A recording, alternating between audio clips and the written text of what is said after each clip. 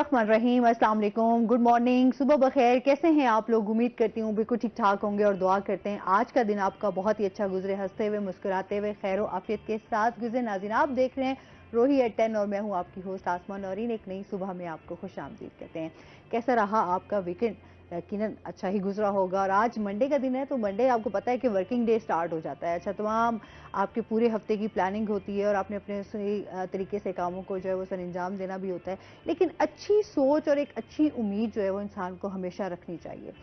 जब सुबह उठते हैं और अपने दिन का आगाज़ करते हैं, तो हमेशा अपने दिमाग में ये रखें कि अल्लाह ताला ने आपको जिस मकसद के लिए पैदा किया है और अल्लाह ताला ने आपको एक जो नई ज़िंदगी दी है, उसमें आपने अपने तौर पे जो है वो आपने लोगों के लिए आसानियाँ करनी है और उसके साथ साथ अपने काम को बड़ी दयानतदारी के साथ और बड़े मुखलिस होकर अपने काम को करना है। तो आप फिर देखेंगे कि हमारी लाइफ के जो बहुत सारे प्रॉब्लम्स हैं, जो हम हमेशा बात भी मैं करती रहती हूँ कि हमने ज़िंदगी में चैलेंजेस को हमेशा जो है ना वो एक्सेप्ट करना सीखें। जब आप चैलेंजेस को एक्सेप्ट करना सीखेंगे तो आप फिर उन चैलेंजेस से लड़ भी सकेंगे और लड़ सकेंगे तो फिर जीत भी सकेंगे और कामयाबी आपके कदमों में भी होगी। इसी के साथ अपने प्रोग्राम का सिलसिला आगे बढ़ाएंगे। आज हमारे साथ जो गेस्ट मौजूद हैं वो हैं जी नासिर महमूद शेख साहब। आज हमारे साथ मौजूद हैं जो कि रोड सेफ्टी एक्सपर्ट हैं। अस्सलाम वालेकुम, कैसे हैं आप सर? ठीक ठाक हैं? वेलकम करते हैं अपने शो में आपको। और नासिर भाई के साथ एक बहुत अच्छा ताल्लुक है, बहुत पुराना, हमेशा एक साथ काम भी किया है, तो आज बड़े अरसे बाद ही हमारे शो में तशरीफ लेकर आए।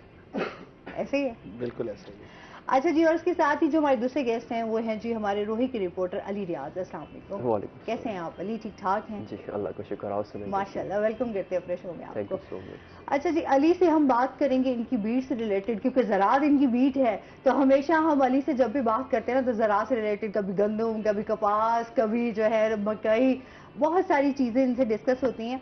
तो आज हम जानेंगे गंदम के हवाले से, जो गंदम की काश्त की जा रही है, किस तरह उसको मैनेज करना चाहिए, क्या क्या चीज़ें, एक्टिविटीज़, और इस हवाले से भी जानेंगे।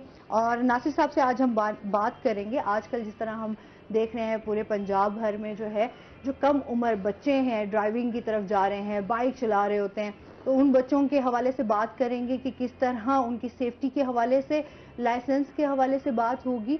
और दिन ब दिन, क्योंकि हमारे इस टाइम देख रहे हैं जनूबी पंजाब में भी, मुल्तान में भी अच्छा खासा ट्रैफिक का रश हो गया, लेकिन लोगों को आज तक वैसे ये नहीं पता कि ट्रैफिक के रूल्स क्या होते हैं।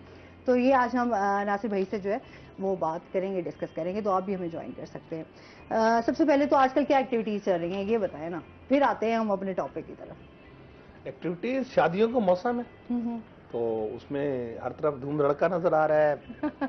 मार की शादी हाल भरे हुए नजर आ रहे हैं, अच्छा लग रहा है। अच्छा, मौसम भी अच्छा है, मौसम भी अच्छा है, तो इसलिए हाँ, क्योंकि इवेंट्स वगैरह भी करते रहते हैं ना जी। अच्छा जी, अभी जब हम बात करते हैं रोड सेफ्टी के हवाले से, तो आप क्या कहना चाहेंगे? अभी हमारे जो बच्चे हैं, स्पेशली हम सबसे पहले उससे डिस्कस करते हैं, क्योंकि हमारे यहाँ ये है कि जैसे ही थोड़े से बच्चे बड़े होने लगते हैं ना, तो बच्चों की भी जिद होती है ना कि गाड़ी दे दें या बाइक दे दें, हमें सब कुछ चलाना आ जाए। क्या कहेंगे इस बारे में?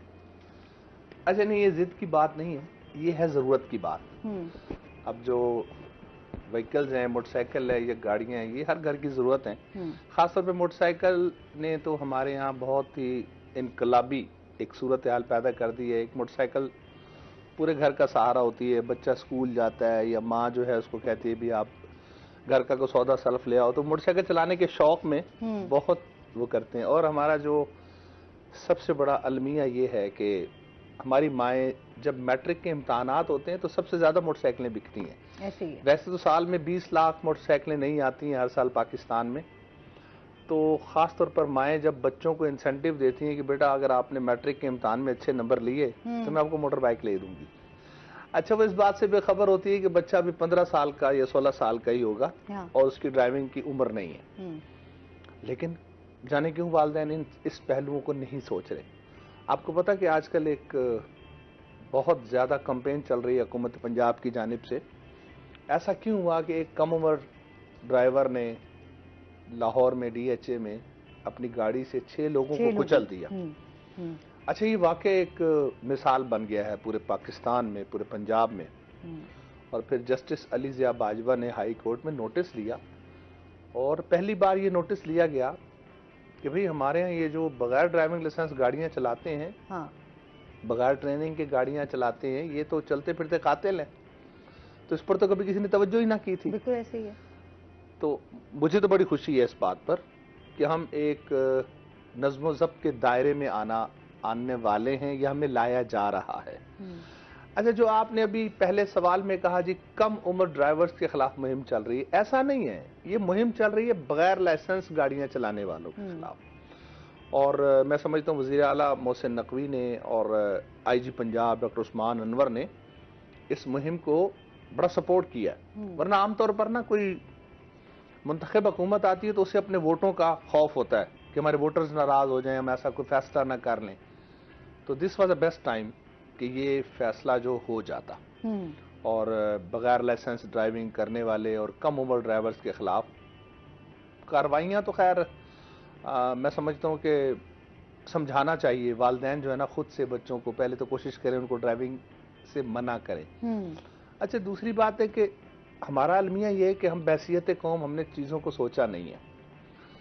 हमारी लेजिस्लेशन होनी है, असम्बलियों में कवानीन पास होते हैं। हाँ। अगर ये सोचें, अगर ये कवानीन में तरमीम करें, चूंकि अब तो बच्चा जो है ना 16 साल की उम्र में अच्छा खासा ज़हीन होता है। और सच्ची बात है 15 साल के बच्चे की शादी कर दो अगले साल वो बाप बन जाएगा। इतना शऊर आ गया बच्चों में, हर चीज की खबर है उन्हें।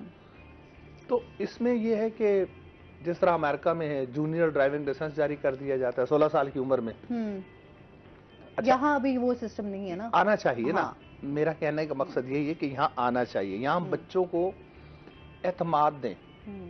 अच्छा, दोनों फर्क देखें आप कि हमारे यहाँ जब जो बच्चा ड्राइविंग करता है मोटरसाइकिल या कार, अच्छा उसको पता होता है कि मेरी उम्र नहीं है, मेरे पास लाइसेंस नहीं है, मैं कानून के खिलाफ वर्जी कर रहा हूँ, तो उसकी सारी ड्राइविंग ना सहमी हुई है, खौफजदा होती है। वो किसी चौराहे पे पुलिस वाले को देखेगा साइड पर हो जाएगा, ट्रैफिक पुलिस वाले को देखेगा गलियों में छुपने की कोशिश करेगा। जबकि अगर उसके पास जूनियर ड्राइविंग लाइसेंस अमेरिका की तर्ज पर यहाँ दे दिया जाए बच्चों को, तो उनकी ड्राइविंग में एतमाद आएगा, वो पूरे एतमाद के साथ ड्राइविंग करेंगे, उनकी ड्राइविंग अच्छी होगी। अच्छा, ड्राइविंग के हवाले से भी आपसे बात करेंगे। अली से बात करते हैं। अली, इस टाइम ज़राअत के हवाले से हम गंदम की सबसे पहले तो बात करते हैं ना, इस टाइम गंदम की काश्त के हवाले से जनूबी पंजाब में कितना हदफ था? जैसे आपको पता है कि हमारे यहाँ जो मौसम बदलने के साथ साथ हमारे रहन सहन के साथ साथ हमारी खुराक भी बदलती है, और खुराक का हमारा सबसे बड़ा जो मेन जरिया है वो ज़राअत ही है। तो जैसे आपने बात की कि गंदम की जो काश का जो आगाज़ था वो हो चुका था, जैसे कि गुज़श्ता दिनों में हुकूमत पंजाब की तरफ से फोकस किया गया ख़ास तौर पे ज़राअत को, जिसमें कपास की जो रिकॉर्ड रकबे पर सोइंग रही, फिर पैदावार भी रही। उसके बाद इस बार ये ऐलान ये किया गया था हुकूमत की तरफ से कि जो एक क्लाइमेट चेंज का बड़ा फैक्टर है, क्लाइमेट चेंज की पूरी चेन है, जिसमें आपने मुल्तान और ख़ास तौर पर अगर पिछले 3-4 दिनों का जायज़ा लिया जाए तो स्मोक, तो ये स्मोक भी एक तरह से जो क्लाइमेट चेंज की जो पूरी चेन है उससे एक बड़ा कंपोनेंट है। तो इससे एक तरफ जहाँ इंसानी जिंदगी मुतासिर, उसी तरफ हमारी जो पूरा लाइफस्टाइल है, जो हमारी फसलें हैं, उसको भी पैटर्न तौर से बदल रहा है। तो उसी को पेश नज़र रखते हुए इस बार जो हुकूमत की जानिब से भी और खासतौर पर जितने भी एग्रीकल्चर एक्सपर्ट्स हैं उनकी ओपिनियन थी कि जो क्रॉप पैटर्न है, जो फसलों की लगाने का जो अमल है और खासतौर पर जो उनका वक्त है वो शिफ्ट कर रहा है, वो स्विच कर रहा है। जैसे कि हमें नजर आता है कि जो गर्मियों का स्पैन है, जो टेम्परेचर है, कभी कभी मार्च में और अप्रैल में अर्ली हीट वेव आ जाती है, तो इसको पेश नज़र इस बार रिकमेंडेशन ये थी कि जितनी जल्दी हो सकता है, क्योंकि जो 2 से 3 साल के जो एक्सपेरिमेंट्स हैं 2020 के बाद वो यही कहते हैं कि अर्ली सोइंग जो भी होगी, अगेती काश्त, कपास हो, गंदुम हो या कोई भी हमारी फसल हो, चाहे आम हो, अगर आम की भी अर्ली फ्लूटिंग ले ले तो बेहतर है। तो इस बार ये रिकमेंडेशन थी कि जो 20 नवंबर से पहले जो अपना काश्तकार जो है वो उसको अपना पूरा मुकम्मल करें। अब वो पूरी आपको पता है कि ज़राअत जो है एक ओपन इंडस्ट्री है, तो उसके सारी चीज़ें मैनेज करनी होती है। तो उसके अब जब फार्मर जो प्लान ये कर रहा होता है कि मिसाल के तो जो कपास का काश्तकार है उसकी कोशिश यही होती है कि वो एंड तक जो है आखिरी चुनाई ले ले, उसको मुकम्मल कर ले, क्योंकि लेकिन मामला यहाँ से थोड़े से ख़राब होते हैं जब काश्तकार ये सोचना शुरू कर दे कि एंड तक चुनाई ले ले, क्योंकि अगली जो काश्त है वो लेट हो जाती है। मुझे अच्छी तरह याद है कि 2022 और 21 में यहाँ तक स्टैट्स हैं जो पंजाब और जनूबी पंजाब में खासतौर पर के फार्मर्स ने दिसंबर के एंड तक भी गंदुम लगाई है। उसका नुकसान ये होता है कि जो अप्रैल और मार्च में जो हमारी शोइंग आनी होती थी, जो यील्ड आती है वो नहीं आती। क्यों कि जो जून और जुलाई और जनवरी और फरवरी का जो मौसम है उसमें जब दाना दूधी हालत में होता है तो वो खासा क्रूशल हो जाता है, दाने छोटे रह जाते हैं, जिससे पैदावार खासी कम होती है। तो ये जो पैटर्न है इसको फॉलो किया जा रहा है कि अर्ली सोइंग की तरफ है, जिसके पेश नज़र यही थी कि 20 नवंबर से पहले काश्त मुकम्मल है, और उसके लिए पूरा प्रोसीजर आपको पता है कि ज़मीन की तैयारी है और खासतौर पर उसको लेकर चलना होता है। अब बात की जाए पैदावारी हदफ के मुतालिक, तो इस साल जो एक टारगेट जो रकबा था जो सेक्रेटरी ज़राअत की जानिब से, पंजाब की जानिब से मुकर्रर किया गया था, वो 1 करोड़ 60 लाख पूरे पंजाब में, जिसके ज़रिए से उन्होंने 2 करोड़ 60 लाख मैट्रिक टन जो गंदम है वो लेनी है। अब इसमें जो खासतौर पर जनूबी पंजाब वो अहमियत का हामिल है, क्योंकि जनूबी पंजाब हमारी फूड बास्केट है और ऑलमोस्ट जितना भी हमारा ज़्यादा जो रकबा है ज़रा वो जनूबी पंजाब में है। जनूबी पंजाब गंदम के हवाले से खासा ज़्यादा अहमियत का हामिल है। लेकिन इसके साथ साथ जो एक अलग बात सबसे अहम है वो आगे हम डिस्कस भी करेंगे कि उसके साथ साथ एक तरफ ऐलान तो कर दिए गए कि 20 नवंबर से पहले लगाया, लेकिन काश्तकार किस हद तक फैसिलिटेट हुआ है, ये तो एक मामला है कि आपने टारगेट बनाया और उसको अचीव कैसे करना है। अचीव करने का पहला स्टेप तो था कि ज़्यादा रकबे पर सोइंग की जाए, लगाई जाए, जो कि अचीव हो चुका है काफ़ी हद तक। आज तक की अगर हम बात करें, आज मंडे है, पीर का दिन है, तो अब तक की जो सुबह तक की जो कल तक जो स्टैट्स है वो ये है कि जनूबी पंजाब अपना 95% जो टारगेट मुकम्मल कर चुका है। 64 लाख एकड़ के करीब हमारी काश्तकारी तो मुकम्मल है। अब इसमें बात करें हमारे मुल्तान खास अहमियत का, मुल्तान इसलिए क्योंकि साहिवाल के बाद मुल्तान जो है वो टॉप पे रहा है, टॉप यील्ड में रहा है गुज़िश्ता साल भी। इस साल भी मुल्तान का जो रकबा था वो 16,87,000 जो मुकम्मल था वो उसमें मुल्तान डिवीजन में पूरी हो चुकी है। और इस बार का जो टारगेट रखा गया कि मुल्तान डिवीजन में पैदावार कितनी लेनी है, तो वो 40 से 45 मन फी एकड़ करीब है, जो गुज़िश्ता साल की निस्बत तकरीबन गुज़िश्ता साल जो हदफ था वो 37 से 40 के माबैन था, क्योंकि मौसम की सूरत वैसी थी। तो इस बार जो है कोशिश ये की जा रही है कि ज़्यादा रकबे पर काश भी हो और उसके साथ चीज़ों को बेहतर तरीके से मैनेज करके लेके चला जाएगा। सही है। अच्छा, मज़ीद भी बात करते हैं। अच्छा नासिर भाई, जिस तरह अभी हम ड्राइविंग की बात कर रहे थे, हमारे यहाँ तो जिस तरह ड्राइविंग क्लासेस के हवाले से जो है वो रूल्स भी बड़े स्ट्रिक्ट हैं, लोग उस तरफ जाते नहीं हैं, लोग थोड़ा आसानी की तरफ जाते हैं। अच्छा, घर में किसी बड़े को ड्राइविंग आती है तो उसी से ही सीख ली और उसी के। अच्छा, फिर हमारे यहाँ जिस तरह हम ट्रैफिक की कवानीन की बात करते हैं तो हम कहते हैं अच्छा जी कहाँ पे आपने रुकना है, कौन सी लेन में आपने जाना है, कौन सी तेज़ रफ्तार लेन है, कौन सी आपने जो है सेकंड में जाना है, थर्ड में जाना है। तो हमें तो आज तक यही नहीं है। खुद मैं गाड़ी चला रही थी तो मुझे आइडिया होता है यार, लोगों को बिल्कुल वाकई आइडिया नहीं होता। अच्छा, उनका जैसे दिल करेगा, चाहे रिक्शा वाले हैं चाहे बाइक वाले हैं, वो कोशिश यही करते हैं किसी तरीके से शॉर्टकट मिले और जनाब आप निकल जाएं। और उसकी वजह से काफ़ी हादसात भी होते हैं। इसी वजह से होते हैं कि लोग अपनी गलती एक्सेप्ट ही नहीं करते। और फिर ये होता है कि हम लोग ने हमेशा देखा है कि जी जहाँ से गाड़ियाँ जा रही थी वहाँ से आपकी जो गाड़ियाँ जो है वो आगे से यू टर्न करके आप उसी साइड से गुजर रहे होते हैं। तो इस हवाले से आप बताइए क्या कहेंगे, यहाँ पर हमें स्कूल्स कितने कायम करने चाहिए और इसके ऊपर कितना काम हो रहा है? अच्छा देखिए, स्कूल्स अगर हम कायम करें या ना करें, हमारे यहाँ जो ऑलरेडी स्कूल कॉलेजेस हैं इनमें हम निसाब में क्यों नहीं ट्रैफिक कवानीन ज़ाब्ते वो शामिल कर लेते। देखिए ना, हमारे यहाँ बच्चे जो हैं वो स्कूलों कॉलेजों में जा रहे हैं, माँ बाप जो हैं उनकी तालीम पर अपना पेट काट के खर्चे कर रहे हैं। तालीम का बहुत मयार बढ़ गया है, अखराजात बढ़ गए हैं। हर वालिदैन की ख्वाहिश होती है कि हमारा बच्चा पढ़े लिखे, लेकिन आप सोचें एक स्कूल कॉलेज जाने वाला बच्चा खुदा न खासा किसी रोड एक्सीडेंट्स की वजह से हाथ पाँव की हड्डी तोड़वा बैठे बिस्तर पर आ जाए तो क्या गुजरती है माँ बाप पर। सूरत हाल ये है कि हमारे यहाँ तकरीबन पंजाब की हम बात करते हैं तो 2.5 करोड़ व्हीकल्स हैं रजिस्टर्ड। अच्छा, उनमें मैक्सिमम मोटरसाइकिल्स हैं। पूरे पाकिस्तान में कोई इदारा ऐसा नहीं है जो मोटरसाइकिल ड्राइविंग की ट्रेनिंग देता और ना हम सीखना चाहते हैं, खुद हम सीखते हैं। सबसे ज्यादा इस वक्त ट्रैफिक निजाम में जो खराबी पैदा कर रहे हैं वो बाइक वाले हैं, मोटरसाइकिल सवार हैं। इस तरह से जितने रोड एक्सीडेंट्स होते हैं उसमें 85% मोटरसाइकिलें और ऑटो रिक्शा हैं। तो ये इन्हें ज़ाब्ता अखलाक में लाना बहुत ज़रूरी है, अगरचे मुश्किल है, लेकिन ये जो इनिशिएटिव अब लिया गया है इसके अच्छे असरात आएंगे।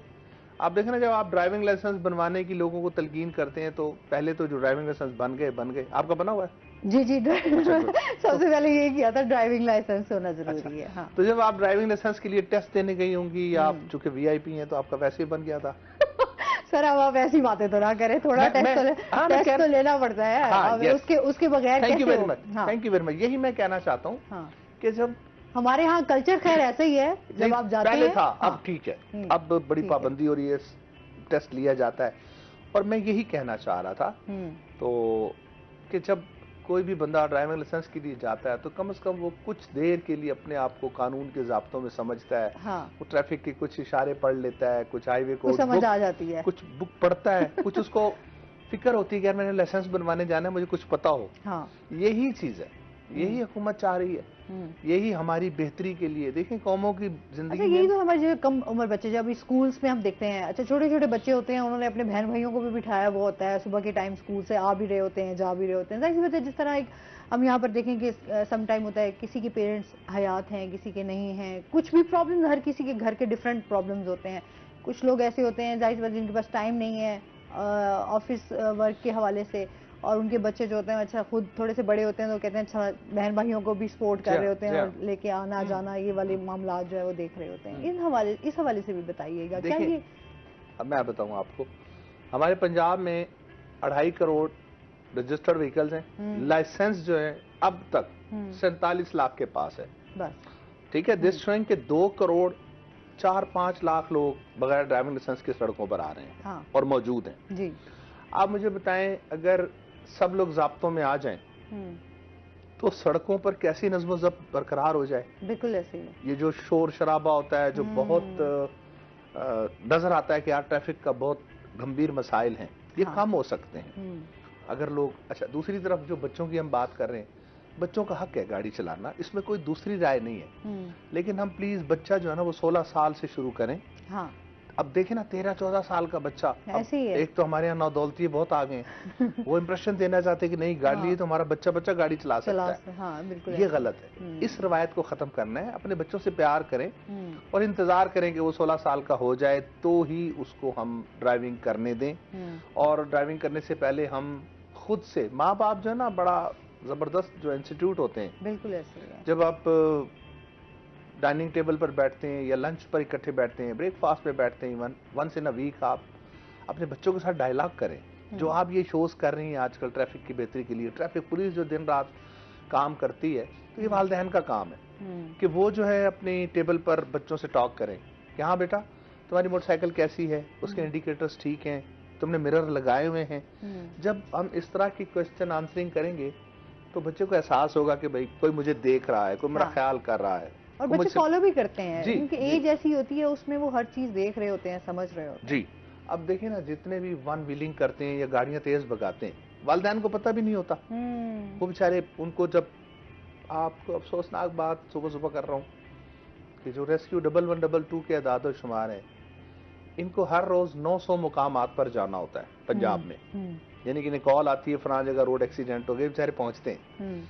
अब उसके बाद ये लोग 14 लाशें उठाकर आते हैं डेली, सुबह से शाम तक 14 लाशें, और 600 जख्मी लोग जो रोड से बिस्तर पर आ जाते हैं। कुछ लोग हॉस्पिटल के बिस्तर पर आ जाते हैं, कुछ रोड पर आ जाते हैं। मेरी एक नई बुक आ रही है जिसका मैं नाम ही यही रखा है, रोड से बिस्तर तक, कि यार हर लोग जो 600 लोग हर रोज जो बिस्तरों पर आते हैं, जो जख्मी हो जाते हैं, और फिर यकीन जाने के जो हमारे घरों की माँ बहनें हैं, उनको जो जिम्मेदारी संभालना पड़ती है एक जख्मी के साथ, वो बंद जाती है। लगता है कि वो बेचारी, उनका एक्सीडेंट हुआ है। उस बंदे की छोटी सी गफलत पूरा घर जो है उसके साथ बंद जाता है।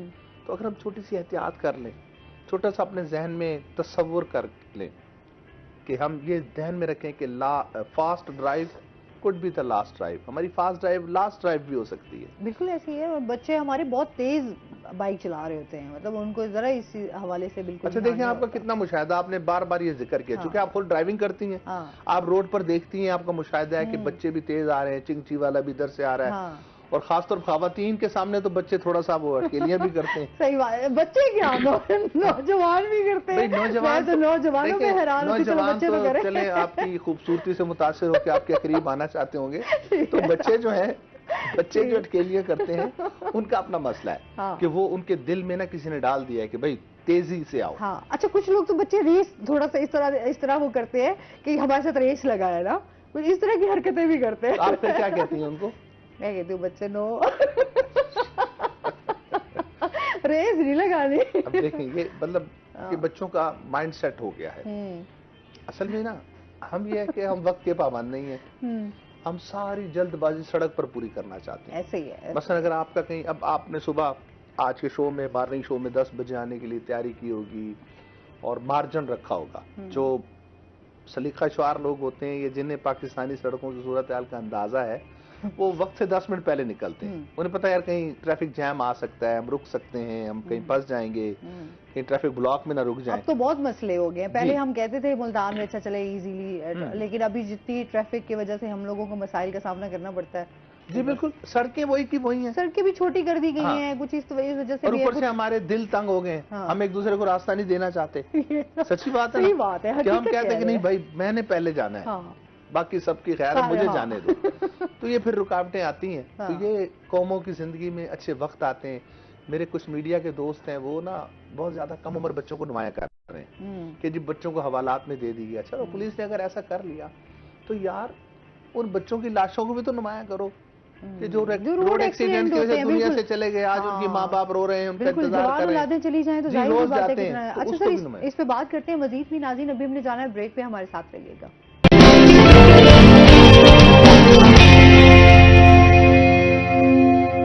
वेलकम बैक नाजरीन, रोही एट 10 में एक बार फिर आपको खुश आमदीद कहते हैं। और इसके साथ ही अली, इस टाइम जो गंदम के हवाले से हम देखेंगे काश्त पे, उसमें क्या क्या मुश्किलात पेश आ रही हैं, इस हवाले से भी बताइएगा कि किसानों के लिए क्या क्या मसाइल हैं, और गंदम की काश्त के लिए जो है कौन सा वक्त जो है वो बेहतरीन होता है। असल इस वक्त जो सबसे बड़ा जो मसला है वो ये है कि जैसे अभी बात कर रहे थे कि गंदम की काश्त जो है हो गई है मुल्तान में, बात की जाए तो अपने जो उसका हदफ था, और जनूबी पंजाब में भी हो गई। लेकिन जो सबसे बड़ा जो मसला चला आ रहा है कि गंदम के साथ जो हमारा इस सीजन से स्टार्ट से जो सबसे बड़ा इशू था हमारी फर्टिलाइजर और खादों का इशू था। अब आप ये देख लीजिए जो DAP और यूरिया, ये दो ऐसी खादें हैं जो हमें चाहिए काश्तकार को इन दिनों में। इसका मसला अब सबसे बड़ा इशू ये है कि अगर इसकी कीमत का हम अंदाज़ा लगाएं तो गुज़श्ता 2 से 3 साल के दौरान जो DAP 4,000, 5,000, 6,000, 7,000 तक की थी, अब वो 15 से 14,000 तक है। और गवर्नमेंट प्राइस को कंट्रोल प्राइस अगर 13,500 तो मार्केट में मिलती है वो 14,500। आज के जो कल के जो परसों के जो 2-3 डेट्स उसको तकाबली जायजा लें तो ये कीमतें जो है आसमान से बातें करना शुरू हो गई है। यूरिया खाद जो कि लाजमी है, ज़रूरी है, देनी है इस वक्त काश्तकारों ने, उसको आप देख लें जो किसी दौर में आज से 2 साल पहले 1700, 1800, 2000 तक की मिल जाया करती थी, अब वो 4500 की भी नहीं मिलती है काश्तकार को। अब इससे जो आम काश्तकार, जो छोटे काश्तकार, वो खासे परेशान है। अब देखें ना, अब हमारे यहाँ ये बड़ा एक ना अलमिया कह ले, या ये समझ लें कि मुनाफाखोर लोग कह लें, या ये कह लें कि एक सही रास्ते ऊपर अमल ना करना कह लें, या इसको करप्शन कह लें, या इसको कोई भी नाम दे दे, लेकिन उसका नुकसान अल्टीमेटली काश्तकार को हो रहा है। कि अब ये देखें, जैसे ही हमारे यहाँ आपको पता होगा अगर सिंपल सा फिनोमेना, जैसे माह रमजान आएगा चीजें महंगी हो जाएगी, डिमांड एंड सप्लाई। अमूमन होता ये मार्केट में दुनिया की इंटरनेशनल मंडी से लेकर जहाँ मंडी के डिमांड एंड सप्लाई के तहत पैरेलल चीजें चल रही होती है। हमारे इशू ये, हमारे यहाँ डिमांड सप्लाई को लोग नहीं देखते। हमारे यहाँ लोग ये देखते हैं अगर एक चीज की डिमांड है, एक चीज का वक्त आ रहा है तो उसको शॉर्टेज करता है। ये तो मसरूई बरहान ये तो शुरू से हमारे मसले हैं, ये बड़ा हमारा इशू है। अब ये अलविया बहैसियत कौम हमारा ये बन चुका है कि अब ये जो हमारी बीमारी है ये हमारी हर फील्ड तक मिसरियत कर चुकी है। हमारे जो मंडी हो, हमारा जो अनाज वाले हो, हमारे मेडिसिन मार्केट्स हो, कोई भी UTC, अब ये एग्रीकल्चर से बात, जो फर्टिलाइजर डीलर जो कंपनीज है, अब ये क्या करते हैं, अब कंपनी की तरफ से पिछली बार ये इशू था, गुज़श्ता साल में यह था कि जी हर जो भी कंपनी से ट्रक निकलेगा उसका प्रॉपर जो है उसका मैकेनिज्म होगा, ट्रेसिबिलिटी की जाएगी कि मुल्तान डिवीजन में मिसाल के तौर पर 10,000 बैग्स डेली के आ रहे हैं तो उसका हिसाब रखा जाएगा। तो इस साल वो भी इतना खास कामयाब नहीं रहा, लेकिन अब उसका इस साल जो है बहुत ज्यादा मसला काश्तकार को सामना करना पड़ रहा है। आप सोचें, एक आम काश्तकार की मिसाल लेते हैं, वो जो छोटा काश्तकार है, क्योंकि असल जो हमारा कहते हैं जो रीढ़ की हड्डी है वो तो मजदूरी है ना, जो इस मुल्क को चला रहे हैं, जो सबको चला रहे हैं, वो मजदूर है। वो इस तरह से है जिसको अक्सर लोग इस बात को बड़ा कहते हैं कि काश्तकार जो है, जो हमारा किसान है, वो बेसिकली वो काम कर रहा है जो कोई नहीं करता, वो हमें अनाज मुहैया कर रहा है, वो जमीन का सीना चीर कर हमें अनाज मुहैया करते हैं। वो अगर काश्तकार मिसाल के तौर पर अगर हम एग्रीकल्चर को स्किप कर दे, हमारे पास क्या बचेगा? आपको जैसे कि एक बड़ा फिनोमिना है, अक्सर हम ये बच्चों से सुनते आ रहे हैं कि सिंध में कराची खासतौर पर बहुत अहमियत का हामिल है इंडस्ट्रीज के आवाज, वहाँ पर पोर्ट है। तो मैं अक्सर उसमें ये बात कहता हूँ कि यार ठीक है, आप पोर्ट, वहाँ पर इंडस्ट्रीज है, जब आपके पास रॉ मटेरियल नहीं होगा आप कहाँ से लाएंगे? एक इंडस्ट्री को चलाने के लिए आपको रॉ मटेरियल चाहिए, तो रॉ मटेरियल कहाँ से आएगा? रॉ मटेरियल आपका वहां से जो पंजाब प्रोड्यूस करता है। फिर उसके साथ साथ जैसे बात की जाती है, अभी इसी के प्रैक्टिकल एग्जांपल कपास है।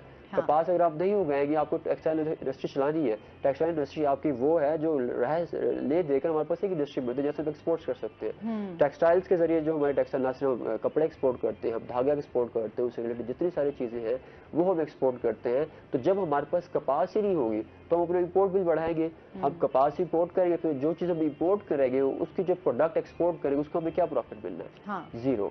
ये तो हो गया हमारा जो हमारी इकोनॉमिकल चीज़ें हैं। अब इसको हम आ जाते हैं प्रैक्टिकली। आपने देखा होगा कि पिछले दिनों, पिछले 2 साल में गंदम का कैसे बहरान बना था कि हमारे यहाँ, हमारी अलविया ये है कि हमें एक सोचना चाहिए कि हम कहने को तो कहते हैं कि हम ज़रई मुल्क हैं, हमारी जो 65% जो आबादी है वो ज़रई रकबे में थी, को भी कहते थे, अब पता नहीं कितनी है, वो भी शरीक होकर रह के ना वो भी मुख्तसर होती चली जा रही है। उसमें बहुत सारी ऐसे वजूहात हैं कि काश्तकार जो है शहरों की तरफ रुझान है, या जो ज़राई रकबा है वो कि मुख्तसर होता जा रहा है, वो एक अलग बहस है। लेकिन उसमें जो एक बड़ा फैक्टर है वो ये भी है कि कॉस्ट ऑफ प्रोडक्शन, जो हमारी इनपुट्स हैं वो महंगी होती चली जा रही है। काश्तकारी मेरे कुछ जान पहचान के लोग हैं जिनको मैं 2-3 साल से देखता रहा हूँ, वो सिर्फ इस वजह से छोड़ रहे हैं कि यार खर्चा इतना आ जाता है कि वो उतनी नहीं मिलती। बिल्कुल ऐसे ही है। अपार्ट फ्रॉम ऑल थिंग्स, अभी इस पिछले बार भी, इस साल भी गंदम की स्पोर्ट्स प्राइज अनाउंस की जा रही है, कपास की जा रही है। लेकिन जनाब आप बेशक जितनी मर्जी स्पोर्ट प्राइस दे दें, जब तक आप उसकी इनपुट कॉस्ट कम नहीं करेगा। अब इनपुट में क्या आता है, उसकी खादें जो उन्होंने यूरिया और डीएपी देनी है। अब अगर 1 एकड़ में अगर आप आइडिया लगाए, यूरिया के अगर 2 बोरे लग जाए 15-15 30 हज़ार तो ये होगा। अगर उसने डीएपी की 15-15 30 डीएपी की और यूरिया उसने देना 45 होगा, तो आप ये आइडिया लगा लें 35 से 40 हज़ार तो अभी उसको सिर्फ खादों का है। फिर उसके बाद उसने जमीन का हल चलवाना है, लेजर अभी बिजली कितनी महंगी कर दी है। अब फिर दूसरी बात ट्यूबवेल का पानी का इंतजाम है जहाँ नहरी पानी नहीं आता। तो ये वो सारी चीजें हैं जिससे अल्टीमेटली, अब जैसे देखें ना, शहरों में ये एक रुझान है कि अगर आप कोई कारोबार कर रहे हैं तो आपको अगर उसमें प्रॉफिट नहीं आता बंद कर देते हैं। काश्तकार ने फिर ये करना है, लेकिन उसका जो अल्टीमेटली नुकसान हमें होगा। हम जो है वो लोग जो गंदम खाने वाली कौम है, हम कौन सो खाते नहीं है ना, हम कॉर्नफ्लेक्स वगैरह खाते हैं। जाहिर बात है रोटी वो कहते हैं ना, सबके होता है कि यार रोटी, इंसान का पेट ही रोटी से भरता है, तो वो अच्छा सबकी जो हम कहते हैं ना फोकस वो गंदम की तरफ ज्यादा होता है, काश्त पे। अभी मैंने पिछले हमारे खुद भी रिलेटिव्स भी उन्होंने मकई के हवाले से, तो उनको लॉस हो गया, मकई का वो रेट ही नहीं हुआ, लोगों की, कुछ लोगों की तो बिकी नहीं। मतलब इस हवाले से भी काफी लोगों को जो है फसलों के हवाले से अभी बहुत सारे मसाइल आ रहे हैं। अच्छा, इस पर मजीद भी बात करते हैं। सर, जिस तरह आप जूनियर लाइसेंस की बात कर रहे थे नासिर भाई, उसके हवाले से बताइएगा कि वो किस तरह बन सकता है। हमारे यहाँ अभी इस पर कितना काम स्टार्ट भी हुआ है, या आप जिस तरह लेकर चल रहे हैं कोई इस पर पॉलिसी बन रही है या नहीं? नहीं, ये दुनिया में तो राइज है। हाँ, कि 16 साल के बच्चों, हमारे यहाँ नहीं है। हमारे यहाँ जो आईडी कार्ड जब बनता है बंदे का, तो उसी वक्त वो लाइसेंस का हकदार होता है कि भाई इसका आईडी कार्ड बन गया है तो इसको लाइसेंस इशू किया जाए। लेकिन मैं समझता हूँ कि हमारी असम्बलियों में या कवानीन बनाने वाले इदारों में ये इसको लाजमी करार देना चाहिए। अब जैसे ना, एक जस्टिस अली बाजवा ने नोटिस लिया कि यार ये जो कम उम्र ड्राइवर या बगैर लाइसेंस ड्राइविंग करने वाले हैं, चलते फिरते कातिल हैं। उन्होंने बहुत बड़ा लफ्ज कह दिया कि ये कातिल हैं। तो इसी तरह से अब सुप्रीम कोर्ट को नोटिस लेना चाहिए। सुप्रीम कोर्ट ये ऑर्डर कर दे कि भाई 16 साल के बच्चों को आप जूनियर लाइसेंस और टेस्ट लेकर, ये नहीं कि ऐसे ही टेस्ट ले, और मेरा ख्याल है बच्चे पास होंगे। सब बच्चे ऐसे नहीं, आप ये देखेंगे बच्चों को ड्राइविंग का शौक भी बहुत होता है ना, तो वो ये होता है कि एक स्कूल से या एक तमाम, जिस तरह आप बात करें पॉलिसी कवानीन के मुताबिक चलेंगे तो बहुत अच्छी ड्राइविंग करेंगे। देखिए, बहुत जरूरत भी तो है ना। अब माँ बाप की बहुत सी जिम्मेदारियां बांट लेते हैं बच्चे। सही बात है। उन्हें स्कूल छोड़ना, ले जाना, ये अगर पहले पेरेंट्स की जिम्मेदारी होती थी, अब वो कहते हैं एक मोटरसाइकिल ले दी तो वो 2-2 3-3 बच्चे भी सुबह चले जाते हैं। इससे पहले क्या होता था, हमारी जो ट्रैफिक पुलिस है ना, वो इसके बावजूद के 2 करोड़ लोग बगैर ड्राइविंग लाइसेंस गाड़ियां चला रहे हैं, वो अपनी आंखें बंद कर लेते थे सुबह के वक्त, खास तौर पे जो स्कूल और कॉलेजों की छुट्टी का। कॉलर है हमारे साथ। अस्सलाम वालेकुम। अस्सलाम वालेकुम। मोहम्मद अशरफ हैं जी, क्या कहना चाहेंगे? मैं ये कहना चाहूँगा कि ट्रैफिक वाले इनका मसला है, में बच्चा बाहर से निकलता ना, घर से अगर 12 साल या 15 साल का बच्चा है, स्कूल जा रहा है, हेलमेट नहीं लिया, उसको तो 2000 का चालान दे देते पकड़ा। अच्छा जी, शहर में चल रहा है वो बच्चा, शहर में कोई ज्यादा स्पीड भी नहीं होती है। अच्छा, इसके अलावा जो लोग रेहड़ियां बाहर निकाल के मोटरसाइकिल की 5 फुट की रेहड़ी पीछे लगा के 100 मील की स्पीड में वो भाग रहा है 200 रोज, हाँ जी, किसी भी रोड में, और किसी जो भी उसकी गद में आ जाता है उसका घुटना तोड़ देते हैं, हाँ जी, फिजिकली घुटना ज्यादा हो जाता है बच्चे, क्या बंदा मार देते हैं। उनका इलाज कौन पुलिस ट्रैफिक वाले करेंगे? कौन लोग करेंगे? ये तो सिर्फ बच्चों को इनको मिल गया जी, इन्होंने वो सर पे नहीं ली हुई टोपी, तो ये लोग उसके पीछे पड़ गए, 2-2 हजार के चलान पकड़ाए जा रहे हैं बच्चों। अच्छा, बच्चे की जेब में उस वक्त शराबी कार्ड है, जो भी है, निकाल लेते हैं। अच्छा, लेकिन ये कानून की जो खिलाफ वर्जी हो रही है वो वैसी की वैसी ही। एक जो पहले होती थी जगह रेडी, गधे को हटा के उन्होंने उसके आगे मोटरसाइकिल फिट कर दिया और वो कम से कम 3-3 फुट बाहर है मोटरसाइकिल। जी जी। इसको कौन रोकेगा? ट्रैफिक वाले नहीं रोकेंगे, क्या डॉक्टर रोकेंगे या कोई और महकमा रोकेगा? ये बात का इनसे पूछे। ठीक है। फिर वक्त चलाने वाली बात है। इतने एक्सीडेंट फिजिकली इन्होंने लोगों को टांगे तोड़ दी, यानी कि वो नश्तर में टांग अपनी उठा के ना घुटने से नीचे वाले लहदा लाए है और फिर जुड़ी। इतना हैवी किस्म का एक्सीडेंट होता है, लकड़ी का उसका होता है रेडी, और वो जहाँ लगती है वो बंदे की टांग ठीक है जी, बहुत शुक्रिया कॉल करने का। आपका सवाल जो है वो नासिर भाई क्या कहना चाहेंगे इस बारे में? देखिए, ये जिसने भी कॉल की है ना, ये इस बात की अलामत है कि इनके दिल में दर्द है, एहसास है। ये एहसास कर रहे हैं कि यार जो लोग जख्मी हो जाते हैं रोड एक्सीडेंट्स में, और ख़ासतौर पे ये वो चिंची रिक्शा की मिसाल दे रहे हैं जो लोडर रिक्शा होता है। हुकूमत को उसके खिलाफ वाकई हम तायद करते हैं, कार्रवाइयाँ हो भी रही हैं तो होनी भी चाहिए। अब ये तो मैं समझता हूँ कि अभी मैंने पिछले दिनों पढ़ा कि गवर्नमेंट ऑफ पंजाब ने वो जो ये रिक्शा बनाने वाले या रिक्शे की बैग जो जिस रेडियो की ये बात कर रहे हैं उनका नोटिस लिया है कि इलीगल कोई ना बनाए, वो खुद को रजिस्टर्ड कराएं, उसका जाब्ता है, चीजें हैं। अब आप देखें कि जितने ये चंगची रिक्शे चल रहे हैं ये उन घरों की रोजियां चल रही हैं, गरीब लोग हैं, लेकिन उसका मतलब ये नहीं कि गुर्बत के नाम पर ये दूसरों को गरीब कर दें, दूसरों को जख्मी कर दें। हाँ, बिल्कुल ऐसे तो बहुत अच्छी बात है, हुकूमत को इसका नोटिस लेना चाहिए, उन्होंने बहुत अच्छी निशानदेही की है। अच्छा, वो जो लोडिंग वाले होते हैं वो तो वाकई उन्होंने अब जैसे गधे रेडी खत्म करके अब उन्होंने वाकई बाइक के साथ जो है, अच्छा वो एक तो अभी जो सूरत हाल चल रही है, अल्लाह माफी दे, उन्होंने कोई लाइट्स नहीं, बैक लाइट्स होती हैं जिसमें जो है आपको आइडिया हो कि आगे कौन सी, जैसे अभी स्मोक के हवाले से हमें कितने मसाइल का सामना है। अच्छा, कोई उनको इस हवाले से फिक्र फाका नहीं होता। समटाइम इसी वजह से ज्यादा रोड एक्सीडेंट होते हैं कि ना आपको पता है कि आगे जो है वो बाइक जा रहा है, पीछे जो है उसके वो लोडिंग वाला कोई रेडी है, कुछ भी है, तो कुछ भी नहीं है। उसकी वजह से हमारे यहाँ ये भी चेक एंड बैलेंस नहीं है कि देखा जाए या उन लोगों को, चलें ठीक है रोड्स पे जा रहे हैं तो कुछ इस तरह की लाइट्स होनी चाहिए जिससे दूसरे को आइडिया हो जाए कि यार आगे जो है वो क्या चीज जा रही है और हमने कितनी एहतियात करनी है। देखिए, इसमें ना मैं ट्रैफिक पुलिस की अगर बात करूं, सिटी ट्रैफिक पुलिस को देख लें या पंजाब ट्रैफिक पुलिस को देख लें, तो ये जुर्मानों की मद में इन्होंने 4 अरब रुपए इकट्ठा करना है इस साल में। ये टारगेट है जी, टारगेट नहीं है, ये असेंबली में कानून पास हुआ है, ये रेवेन्यू बनाया गया है और उसको ये फॉलो कर रहे हैं। इन्होंने 4 अरब रुपया आवाम ने ही देना है और दे रहे हैं, लोग चालान करवाते हैं। अब इसमें मुआशरे का रोल है। मैं आपको बताऊं, मगरिब के बाद अगर आप किसी रिक्शे वाले के पास सवारी के तौर पे जाते हैं, आप सबसे पहले आपका फर्ज है आपको भाई हेडलाइट चला के दिखाओ अपनी, आपका इंडिकेटर ठीक है, तब मैं बैठूंगा आपकी गाड़ी में। इस तरह से जो लोडर रिक्शा है उस पर भी लोग भी थोड़ा सा ना, अब मुआशरे में बहुत हम गहराई में चले गए, ये कवानीन हम बहुत वक्त लगेगा हमें दुरुस्त होने में, ट्रैफिक एक्सीडेंट पर काबू पाने में। बिगड़ चुकी हैं उनको मेरे ख्याल में वाकई हम एकदम चुटकी बजा के ठीक नहीं करते। वो एक चीज ऐड करते चलो, पढ़ रहा था और हम बड़ों से सुनते आ रहे हैं कि 60s के दौर में एक ट्रेंड चल रहा था कि जब साइकिलें आना शुरू होती है रिफ्लेक्टर्स का, हमने कभी देखा हो तो बड़े बड़े ट्रक्स होते हैं। इसको लाजमी आपकी बात को सुनेंगे नाज़मीन, अभी हमने जाना है ब्रेक पे, हमारे साथ रहिएगा।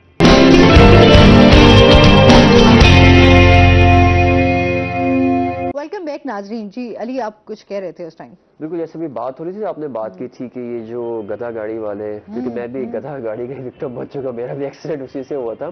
तो मेरा वजह ये थी कि इसमें अंधेरे में वो नजर नहीं आता, जैसे आप बता रहे थे कुछ ऐसा होना चाहिए रिक्शे हो गए। आपको याद होगा कि आज से तकरीबन, अब तो जमाना ही खत्म हो गया कि कभी हम जाते थे बड़ी सड़कों पर 10 बजे के बाद तो ट्रक गुजरा करते थे, रिफ्लेक्टर्स दूर से नजर करते थे। अभी ट्रकों के भी हालात बुरे हैं, अब उनकी भी, अब तो मैं तो बल्कि ना एक आम सा मकूला अपनी फैमिली से कहता हूँ कि ट्रक ड्राइवर, गधा गाड़ी और रिक्शे वाले, इनके पास अल्टीमेटली बंदे मारने का लाइसेंस है, क्योंकि इनको कुछ नजर नहीं आता सामने कौन है क्या है, उनको कोई लॉ की परवाह नहीं होती, ये लेन जाने की, ये आने की है, यहाँ पर कोई पैदल चलने की जगह है या ज़ेब्रा क्रॉसिंग या सिग्नल बंद है, उन्होंने बस अपनी चला लेनी है, गाड़ी उन्होंने अपनी घुसा लेनी है। तो एक ट्रेंड था, मुझे अच्छी तरह याद है, बड़ों से सुनते हैं 60s के दौर में जब साइकिल्स आ रही थी तो बाकायदा तौर पर रिफ्लेक्टर्स लगाए जाते थे ताकि लाइट जैसे पड़े, क्योंकि साइकिल पे तो लाइट नहीं होती ना। तो अगर इसी चीज को दोबारा से किया जाए, चले जी जैसे आप कह रहे हैं जो चिंची वाले या जिनके साथ बाइक से फट्टा लगा हुआ है, उसको आम जुबान में अब गए, तो उसमें अगर रिफ्लेक्टर का इस्तेमाल कर ले जाए तो अगर बाइक वाला आ रहा है तो उसको पता चल जाएगा कि ये सिर्फ बाइक नहीं। अमूमन ये होता है, जिस बात का मैं भी 1-2 बार शिकार रहा हूँ कि अगर हम हैवी ट्रैफिक जैसे जीटी रोड पर जाए, कभी रात में गुजरना हो ना, तो वहाँ अब चीज होता है बाइक के सामने, अब बंदा समझते एक हेडलाइट है, भाई ये बाइक है। अब जब करीब पहुंचते ओ नो कि यार ये तो पीछे का रिक्शा है, तो ये बड़ा इशू होता है। अगर वो रिफ्लेक्टर उसके साथ तो दूर से पता चल जाता है कि ये सिर्फ बाइक नहीं है। इसी तरह बहुत से एक्सीडेंट भी ऐसे होते हैं, ट्रक वाले क्रॉस कैसे करते हैं। अल्लाह ताला ने मुझे बचाया, यकीन करें। मैं आ रही थी ऑफिस में, तो रिक्शे वाले ने एकदम बगैर देखे नासिर भाई, उसने कि गाड़ी आ रही है थोड़ी रफ्तार में है, उसने वहीं से रिक्शा बगैर इशारा दिए उसने रिक्शा मोड़ लिया। और यकीन करें वो बहुत अल्लाह ने बचाया, मैंने ब्रेक फौरन लगा ली नहीं तो, और उसके बाद उसने फौरन मुंह उधर साइड पे कर लिया कि अभी मुझे कुछ कहेगी या ये गाड़ी रोक लेगी। मतलब ये लोगों के रिएक्शंस हैं, मतलब आपने बगैर देखे कि रोड पे कौन किस तरह गाड़ी आ रही है तो आपने क्या करना है लोगों को। आपका भी शुक्रिया कि आपने उसको देख के ब्रेक मार ली, वरना औरतें आमतौर पर चीख मार देती हैं। और राशि भाई फोन में पक्की ड्राइवर ठीक है। तो जाहिर सी बात है, अच्छा कुछ खवातीन को देखो भी इस तरह की हरकतें भी करते हैं, अच्छा ये डर जाएगी या कुछ इस तरह के, या तो मुतासिर हो जाएगी। मुतासिर क्या खाक होना ये तो है अगले बंदे को तकलीफ देने वाली बात है। अच्छा, जिस तरह आप अभी कह रहे थे नासिर भाई, हम लोग इस चीज को देख रहे हैं कि बच्चों को, ये वाकई अभी पेरेंट्स भी इस पे काफी नाराज भी नजर आ रहे हैं। ये मुहिम जो चलाई जा रही है, आप भी इस पे काम कर रहे हैं कि बच्चों को किस तरह अवेयरनेस होनी चाहिए, ट्रैफिक रूल्स का पता होना चाहिए, सेफ्टी का पता होना चाहिए। अच्छा, हमारे यहाँ ये है कि अब इस बात पे भी हो रहा है कि पेरेंट्स कह रहे हैं कि हमारे बच्चों को जिस तरह जेलों में बंद किया जा रहा है, जाहिर सी बात है उनके खिलाफ जिस तरह एक्शन लिया जा रहा है, तो ये हमारे बच्चों की फ्यूचर के लिए अच्छा नहीं है। तो मतलब उनके ऊपर टैग लग जाएगा कि इन्होंने कोई जुर्म किया है, या अगर ये कहीं अप्लाई करेंगे जॉब के लिए, कुछ भी इस तरह की जो पुलिस की एक्टिविटीज़ हैं, उस हवाले से काफ़ी ये चीज़ें मसाइल जो हैं वो देखने में आ रहे हैं। क्या कहना चाहेंगे इस बारे में? देखिए, मैं फिर कहूँगा कि ये credit goes to Justice Ali Zia Bajwa. उनका ऑर्डर ना आता तो पुलिस, तो मैं बता रहा हूँ कि बहुत खामोशी से अपना काम कर रही है, अपना तयशुदा 15-20 चालान किए और घर चले गए। अगर लोगों को समझाना है तो आप प्लीज, स्टेडियम रोड पर एक घर है, वहां पर एक बच्चा है अकील अवान। अच्छा, एक कॉल ले लेते हैं, इस पे बात करते हैं। अस्सलाम वालेकुम। अस्सलाम वालेकुम जी। जी हफीज हैं हमारे साथ, क्या कहना चाहेंगे? मैं ये कहना चाहूंगा कि ये जो हमारा प्रोसीजर है ना, ये लाइसेंस बनाने का, ये जो प्रोसीजर है ये बहुत इजी होना चाहिए, इतना टफ नहीं होना चाहिए। काफी लोग इस वजह से नहीं बनाते कि यार इतना लंबा प्रोसीजर कौन फॉलो करे। लाइसेंस के हवाले से बात कर रहे हैं और जो क्वालिफाई करे, ताकि सिर्फ उन्हीं इशू हों ये लाइसेंस। जी, लाइसेंस की बात कर रहे हैं। ठीक है जी, बहुत शुक्रिया कॉल करने का जी। सबसे पहले तो आज लाइसेंस की जरूरत के तहत जो 40-40, 50-50 साल जिन्होंने लाइसेंस नहीं बनवाया, उनको जुर्माने होने चाहिए कि वो कौम को भी धोखा देते रहे, अपने आप को भी धोखा देते रहे, बगैर ड्राइविंग लाइसेंस के 20-20 साल से गाड़ियां चलाते रहे। अब उन्हें ड्राइविंग लाइसेंस का ख्याल आता है तो उन्हें ज़ाब्ते और चीजें मुश्किल नजर आती हैं। मैं समझता हूँ कि ऐसा बिल्कुल भी नहीं है। अगर आप हाईवे कोड पे पढ़ें, चीजें करें, मुताला करें, ड्राइविंग के ज़ाब्ते कानून, कुछ चीज मुश्किल नहीं है। खुद को मुश्किल बना लें तो अब जब ड्राइविंग लाइसेंस के लिए जाते हैं तो बिल्कुल जो अनपढ़ हो उसके लिए भी उन्होंने तरीकाकार रखा हुआ है, उनको भी लाइसेंस जारी करते हैं। अभी आप ट्रक ड्राइवर्स की बात कर रहे थे, तो ट्रक ड्राइवर्स में बहुत कम मतलब तालीम से मतलब वो थोड़ा सा बेबहरा होते हैं, लेकिन उसके बावजूद मैं समझता हूँ कि आप ट्रक देखें किस तरह सजे होते हैं, रिफ्लेक्टर उनके दूर से नजर आ रहे होते हैं। ऐसा नहीं है तमाम ट्रक ड्राइवर ऐसे हैं, ट्रक वाले बड़ी ख्याल रखते हैं, एहतियात करते हैं चीज़ों का। और भाई ने फरमाया कि जी वो सामने से देखते नहीं है कौन आ रहा है, भाई सामने से आने वाले को खुद एहतियात करनी है।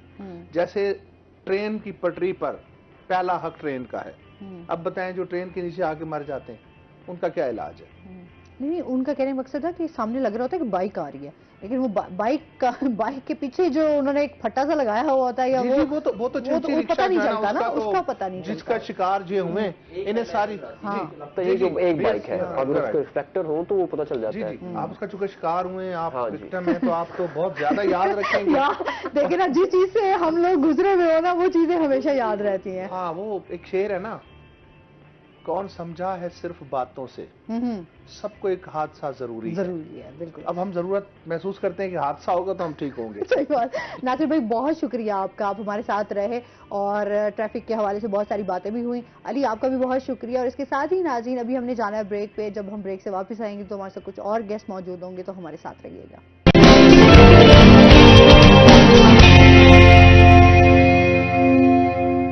वेलकम बैक नाजरीन, रोही एट 10 में एक बार फिर आपको खुश आमदीद कहते हैं। और ब्रेक के बाद हमारे साथ गेस्ट मौजूद हैं। आज हमारे साथ हैं जी मदिहा तनवीर, हमारे साथ मौजूद हैं, जो कि मॉडलिंग भी करती हैं और एक्टर भी हैं। अस्सलाम वालेकुम, कैसी हैं आप? ठीक ठाक हैं? वेलकम करते हैं अपने शो में आपको। और इसके साथ ही जो हमारे दूसरे गेस्ट हैं वो एक नन्हे मुन्ने स्टार हैं, जिन्होंने अभी जो है वो अपने सिंगिंग का आगाज किया है जी। रहमान अली हमारे साथ मौजूद हैं। अस्सलाम वालेकुम। वालेकुम सलाम। कैसे हैं आप? ठीक है, वेलकम करते हैं अपने शो में आपको। Thank you. अच्छा, रहमान से तो आज हम उनकी आवाज़ में, बड़ी खूबसूरत आवाज़ है इनकी, तो आज इनके सॉन्ग्स भी सुनेंगे, इनकी जर्नी के हवाले से भी जानेंगे कि कैसे इन्होंने सिंगिंग का आगाज़ किया। और इसके साथ ही जो है हम मदिहा से जानेंगे अभी मदिहा की रिसेंटली एक्टिविटीज़ क्या क्या चल रही हैं, कितना काम कर रही हैं, और मज़ीद जो इसमें हम समझते हैं ना कि मॉडलिंग के हवाले से, एक्टिंग के हवाले से किस तरह बेहतरी आ रही है या बेहतरी आ सकती है, तो वो हम मदिहा से जानेंगे। मदिहा, क्या चल रहा है आजकल? आजकल ब्यूटिशियन क्लासेस चल रही हैं, उसके बाद ब्राइडल शूट्स वगैरह चल रहे हैं, मॉडल शूट्स चल रहे हैं, और सॉन्ग्स वगैरह में मॉडलिंग एंड एक्टिंग वगैरह, दोनों चीजें, इतनी सारी चीजें साथ साथ लेके चल रही है। सिंगिंग भी चल रही है। एक सॉन्ग भी रिलीज हुआ है जो मैंने खुद ही सिंग किया है। अच्छा, हाँ जी, क्या बात है, मतलब सिंगिंग का भी शौक था जी। इतने सारे काम एक साथ? सिंगिंग है, छोटी सी सिंगर, छोटी सी सिंगर है। हाँ। अच्छा। चलो, तो फिर कैसे, मतलब एक्टिंग भी और मॉडलिंग भी और सिंगिंग भी? हाँ जी। कैसे सिंगिंग की तरफ कैसे आई? सिंगिंग की तरफ इस तरह के बस ये हुआ कि सॉन्ग था एक, अच्छा लगा, तो मैंने कहा मैं ट्राई करके देखती हूँ, तो अगर ट्राई करो। तो जो सिंगर थे मेरे साथ, मेरे कोलीग सिंगर, तो उन्होंने कहा कि हाँ ट्राई करके देख लो। जब मैंने ट्राई किया तो कहते आवाज़ तो अच्छी है, तो चलो ये गाओ तू। तो फिर उनके साथ फिर सिंगिंग भी की, तनवीर मलिक ऑफिशियल पे सॉन्ग है मेरा, प्यार करदा। सही। तो वो आप क्या नाम है, अभी फिर सिंगिंग की तरफ ही रुझान है या मॉडलिंग है, या मॉडलिंग भी भी साथ है, साथ लेके चल रही एक्टिंग भी है और सिंगिंग भी है, सब अच्छा, कुछ तीनों चीजें साथ लेके चल रहा रही है। हैं। तो फिर कैसा रिस्पांस मिला आपको जब आपने अपना सॉन्ग के हवाले से? बहुत अच्छा रिस्पांस मिला है। जो एक्टिंग में जो है वो ट्रेंडिंग पे एशिया में 5वें 7वें नंबर पे जो सॉन्ग आया है वो है बोचन डोरी का, जो ये शायद गा के भी सुनाए हमें। अच्छा। इनसे सुनेंगे भी हम, तो वो मेरा ट्रेंडिंग पे गया, उसमें जस्ट मेरी मॉडलिंग थी। तो बाकी जो है वो दूसरा प्यार करदा है, वो भी अच्छा, उसके व्यूज अच्छे आ रहे हैं, लेकिन वो अभी बस सही था, अभी सही था। सही हो गया। चले, रहमान से भी जानते हैं। रहमान, अपनी जर्नी के हवाले से हमें बताओ, कैसे आगाज़ किया, कैसे सिंगिंग की तरफ आए, शौक था या घर में भी म्यूज़िक का हवाले से पहले कोई जो है मौसीकी कर रहा था या नहीं? सबसे पहले तो मैं रोही चैनल का शुक्रिया अदा करूंगा और रोही की सारी टीम का शुक्रिया अदा करूंगा कि उन्होंने मुझे इस काबिल समझा, और मेरे वालिदैन को मतलब शौक था, और मेरे वालिदैन शुरू से ही यही काम करते थे। अच्छा, वो सिंगिंग बैकग्राउंड ही आपका घर से ही म्यूजिक का? ठीक। और मेरे भाइयों को भी शौक था, तो मेरे भाइयों ने कहा कि एक दफ़ा ट्राई करके देखते हैं, तो हमने टिकटॉक पर एक वीडियो लगाई सबसे पहली। तो मुझे उस वक्त एक ही सॉन्ग आता था, तो वो वीडियो हमने लगाई, तो वो हमारी उससे आईडी मतलब ग्रेट होने लग गई है, तो भाइयों ने कहा जाने दे। अच्छा, मतलब उससे काफी अच्छा रिस्पांस मिला, फिर तुमने सोचा कि मुझे इस पे ज्यादा अभी आगे काम करना चाहिए। और अच्छा, कब तुमने ये पहला जो है अपनी वो टिकटॉक वीडियो अपलोड की? जी, अभी मुझे 5 मंथ ही हुए हैं। अच्छा, 5 इस फील्ड में इन हुई है। ठीक है। और हमने पहला सॉन्ग किया है जे दिल तोड़ी ताके खटियाई, और उस पे हमें बहुत अच्छा रिस्पांस मिला है, और हमने, हमारा चैनल उसी से ही मोनेटाइज हुआ है। अच्छा। हमारा अपना न्यू चैनल है रहमान अली ऑफिशियल, और हमारे, मतलब तुम सोशल मीडिया पे भी छाए हुए हो? हाँ जी बिल्कुल। अच्छा, ये बताओ फिर क्लासेस कहाँ से सीख रहे हो? अब्बू से, अम्मी से? नहीं, मेरे शराफत अली खान बलोच, वो मेरे उस्तादी मोहतरम है। अच्छा। और घर वालों से ही? घर वालों से तो फिर आपको गाइडलाइन मिलती रहती होगी ना? अच्छा, कहाँ थोड़ा सा सुर से नीचे जा रहे हो, कौन से सुर से ऊपर जा रहे हो?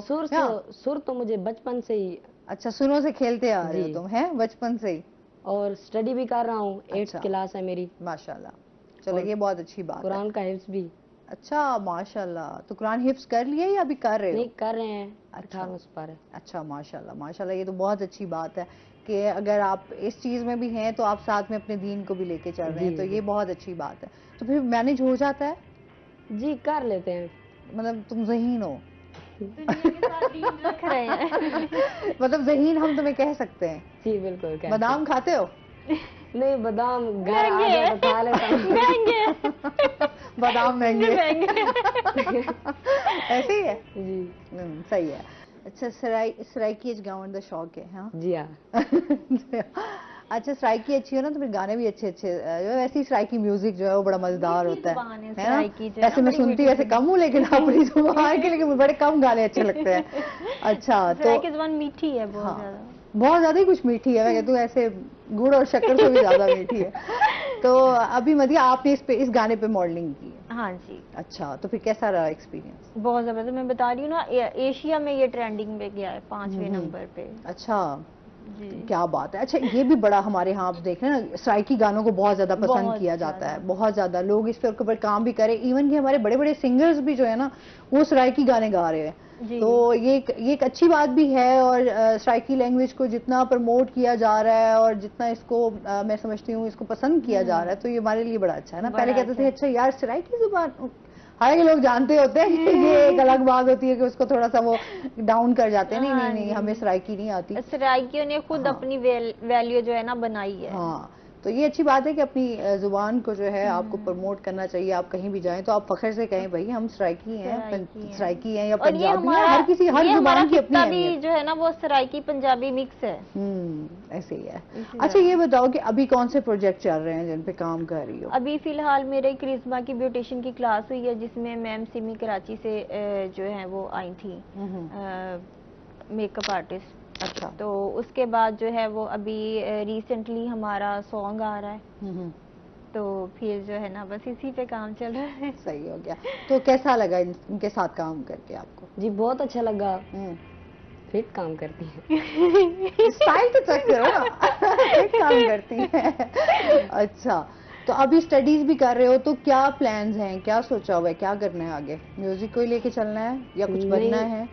मतलब म्यूजिक तो थोड़ा सा काम है और स्टडी को जारी रखना बहुत जरूरी है। ये बहुत अच्छी बात है, स्टडी के साथ ही स्किप नहीं करना है जी। स्टडी लाजमी है और ये तो आर्जी काम है। ये चलो शौक है, अगर आपका शौक को भी साथ साथ इंसान लेकर चलता है, लेकिन मैं कहती हूँ जब आपको शऊर आता है तो इल्म तो आपको वैसे ही शऊर देता है ना, आपको तहजीब, आपको तमीज़ सिखाता है कि किस तरह से आपने आगे चलना है ज़िंदगी में। तो बेसिक तो यही चीज़ें होती हैं जब आप अच्छा, बहुत सारे लोग ये होता है कि तालीम को छोड़ देते हैं, फिर वो सिर्फ शौक की तरफ चल पड़ते हैं। तो शौक चलना चाहिए इंसान का, वो शौक भी इंसान उसमें बेहतर परफॉर्म भी करता है, लेकिन तालीम भी आपको जो है वो जरूरी है। आज के दौर में जितना कंपटीशन चल रहा है उसमें कहती हूँ अच्छी तालीम आपके पास होना बहुत ज्यादा जरूरी है। ऐसे ही है। यस। अच्छा, वैसे क्या सोचा था अगर सिंगर ना होते, तो अगर सिंगिंग की तरफ ना जाते फिर क्या करना था? सिंगिंग की तरफ ना जाते तो फिर जॉब करते या कोई बिजनेस करते अपना? नहीं, बिजनेस है, जॉब जो लग जाता है आजकल के नसीब में। अच्छा, खुद से कुछ नहीं प्लान किया हुआ कि मुझे होता है ना, कुछ लोगों को होता है अच्छा मैंने ब्यूरोक्रेसी में मैंने जाना है, या मैंने कौन सा प्रोफेशन, डॉक्टर, इंजीनियर, कुछ इस तरह, या आर्टिस्ट ही? वैसे आर्टिस्ट गॉड गिफ्टेड, ये मैं कहती हूँ अल्लाह की तरफ से ये चीजें होती है, इंसान को पता चल जाता है कि कौन क्या बेहतर काम कर सकता है। अल्लाह ने यही अता दे दी, अल्लाह ने यही अता दे दी, अल्लाह ने यही अता दी और रहमान ने उसको पकड़ लिया है। सही है। अच्छा, इसी हिसाब से मतलब घर की फैमिली की भी तो जाहिर सी बात है ना, फैमिली को टाइम देना भी बड़ा जरूरी होता है, तो फिर किस तरह मैनेज करती हो कि घर में भी आपने टाइम देना है और फिर आपने? बस डेली तो काम नहीं होता, ये होता है कि कभी ऑफ भी हो जाता है, छुट्टी भी होती है, जिस दिन छुट्टी होती है उस दिन घर फैमिली। अच्छा, उस दिन फैमिली को होती है। पता नहीं फोक की वजह से वो गले में ये चल रहा है अभी, स्मोक की वजह से बहुत सारे मसाइल चल रहे हैं जी। हमारे शायर हैं, मतलब बहुत अच्छे शायर हैं, मुनीर शहाब, उन्होंने हमें एक सॉन्ग दिया है, तो वो आप सब दोस्तों की नजर करता हूँ और मीडिया में जो सुन रहे हैं हमारे। एक मिनट, ये तुमने बालों का हेयर स्टाइल कहाँ से, कैसे खुद के जो बाल ऐसे खुद से बनाए? जी, ये जो इसका स्टाइल है ना, ये बड़ा बेहतरीन है, ये मैं आज तक मैंने भी शो यू कर रहा है। और मैं तमाम शुरा हजरात से वाह मतलब जो कुछ सीखा हूँ, बहुत अच्छी शायरी हमें देते हैं और हमारे जो सॉन्ग देते हैं वो हिट भी हुए। क्या बात है तुम्हारी, तुम आवाज अच्छी है ना, आवाज भी तो अच्छी है, शोरा का तो कमाल होता ही होता है। और हमारे ऑडियंस ने भी हमें बहुत प्यार दिया। किसने? ऑडियंस ने प्यार दिया जी। अच्छा ये बताओ रहमान, सराइकी में ही आगे सॉन्ग्स गाने हैं या दूसरी लैंग्वेज भी, पंजाबी भी? दूसरी लैंग्वेज भी गा लेता हूँ। हाँ मतलब सही गा लेता है। अच्छा ये बताओ फेवरेट सिंगर कौन से हैं? फेवरेट सिंगर शराफत अली। अच्छा, उनको आप सुनते भी हैं? जी ठीक है। उनका कोई ऐसे फेवरेट जो आपका बहुत ऐसे फेवरेट हो? उनका न्यू सॉन्ग था जो रिलीज होने वाला था और वो फेवरेट है? सही है। अच्छा तो अभी जब देखते हो कि इतना लोग पसंद करते हैं, इतना चाहते हैं, या आप गा रहे होते हो, तो घर वालों की तरफ से कितनी खुशी है? पेरेंट्स को, बहन भाइयों को? बहुत खुशी है। और मुझे इस स्टेज तक पहुंचाने वाले मेरे भाई आदिल बोरी।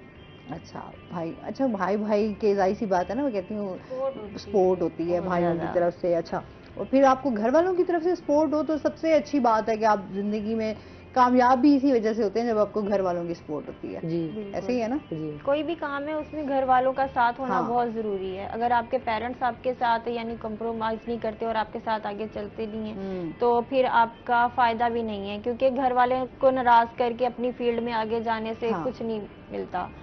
तो फिर इसलिए चाहिए कि फैमिली को, घर को साथ लेके चलना चाहिए। अच्छा क्या समझती हो अभी मॉडलिंग के हवाले से मदिया, क्या देखती हो, कितना स्कोप क्योंकि मॉडलिंग तो हमेशा हम देखते हैं ना, अभी जिस तरह ब्राइडल शूट की आप बात कर रही हैं, आजकल तो ट्रेंडिंग है ना, जितने भी सोशल मीडिया पे इन्फ्लुएंसर हैं, ब्लॉगर्स हैं, व्लॉगर्स हैं, बहुत सारे इस पे काम कर रहे हैं। आपका एक्सपीरियंस जो है वो कैसा है? बहुत अच्छा एक्सपीरियंस रहा है। मेरी मैम नज़ा के इवेंट में क्लास हुई है, उनकी क्रिस्मा की क्लास थी, उसके बाद जो है वो फ़ोटोशूट वगैरह, अयान अली के साथ फ़ोटोशूट, उनके मेकअप के साथ फ़ोटोशूट होते रहे हैं। हारून के मेकअप आर्टिस्ट हैं, उनके साथ मुल्तान के, उनके फ़ोटोशूट, उनके यानी मेकअप के साथ फ़ोटोशूट करवाए हैं। तो ये कि इस चीज़ का तो मैंने आपको पहले बताया था कि मुझे शौक़ था मॉडलिंग का, एक्टिंग का, तो बस फिर इसी फील्ड में आ गई। अच्छा एक तो होता है ना कि आपने ये ब्राइडल्स का होता है, एक होता है आपने रैंप पे वॉक कर लिया। हाँ, नहीं वो नहीं, रैंप पे अभी तक मैंने वॉक नहीं की। माशाल्लाह से इसी तरफ से इतना वो रिस्पांस मिल रहा है कि टाइम ही नहीं मिल रहा। अच्छा, उस तरफ आप जाने उस साइड पे नहीं गई आपने? जैसे इसी पे ही आपने जस्ट ब्राइडल्स जिस तरह होता है कि मेकअप से रिलेटेड आपकी जो ब्राइडल्स हो गई, मॉडलिंग होती है, आप उसको लेकर चलते हो। सॉन्ग हो गया, उसके बाद एक छोटी सी यूट्यूब मूवी भी आई है मेरी, ट्योर लव।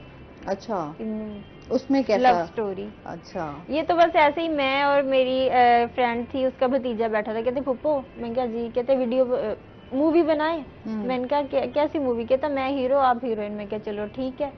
तो बस वो कैमरा ले आए, मूवी बना ली, वो अपलोड कर दी, अच्छा रिस्पांस मिला उससे भी। अच्छा, क्योंकि आजकल तो खैर बड़ी चीजें आसान हो गई है, मैं समझती हूँ लोगों के लिए कि एक मोबाइल आप लेते हैं और उसमें आप अपनी एक स्टोरी डालते हैं और उसको आप एडिट करके आप एक उसको मूवी की तरह आप उसको अपलोड कर दो। तो खैर लोगों को एंटरटेनमेंट चाहिए होती है, जैसे आजकल जिस तरह का दौर चल रहा है उसमें लोगों के लिए बहुत ही मुश्किल होता है कि अच्छा हर तरफ सियासत चल रही है या आपके टॉक शोज चल रहे हैं, उसमें कहाँ एंटरटेनमेंट है। अच्छा कोई ड्रामाज हैं वो देख लेते हैं, अच्छा कोई अच्छी स्टोरी है, या आपकी शॉर्ट मूवीज आजकल की बहुत ज्यादा चल रही हैं, तो उस पे लोग जो है वो ज्यादा स्टोरी को पसंद नहीं कर रहे, तो आधे घंटे 45 मिनट अभी जैसे यूट्यूब की हम बात करते हैं तो अक्सर हम कहते हैं उनकी जितना शॉर्ट वीडियोस आई हैं, अभी हम कहेंगे तो कुछ उनकी जो वीडियोस जैसे 15 मिनट्स की हैं वो अब शॉर्ट होने लग जाएंगी। तो अभी इस पे बहुत ज्यादा काम हो रहा है। अच्छा ये बताओ कितने फॉलोअर्स हैं टिकटॉक पे रहमान? टिकटॉक पर 100K। अच्छा, तो कैसा? जाहिर सी बात है टिकटॉक पे तो बहुत ज्यादा रिस्पॉन्स मिलता है, एक ये ऐसा प्लेटफॉर्म है मैं समझती हूँ लोगों के लिए बड़ी, उस पे कि अगर आपने फेम हासिल करना है तो आप टिकटॉक पे चले जाओ। जी भाई, वीडियो बनाते हैं और मतलब अपलोड करते हैं तो उस पे बहुत अच्छे व्यूज आते हैं और मुझे उठाया मतलब टिकटॉक नहीं है। अच्छा, ये कि भाई की सपोर्ट है, भाई वीडियो बनाते हैं, एडिट वगैरह, तो जाहिर सी बात है वो तो आप फैमिली के साथ जो है काम कर रहे हो। अच्छा ये बताओ कि भाई कोई फैन भी आया है मिलने के लिए? जैसे कुछ बड़े क्रेजी फैन होते हैं, कुछ आपको कहते हैं तंग भी करते हैं, कुछ आपको बहुत ज्यादा प्यार करते होते हैं। नहीं मतलब अच्छा रिस्पांस देते हैं और घर आते हैं।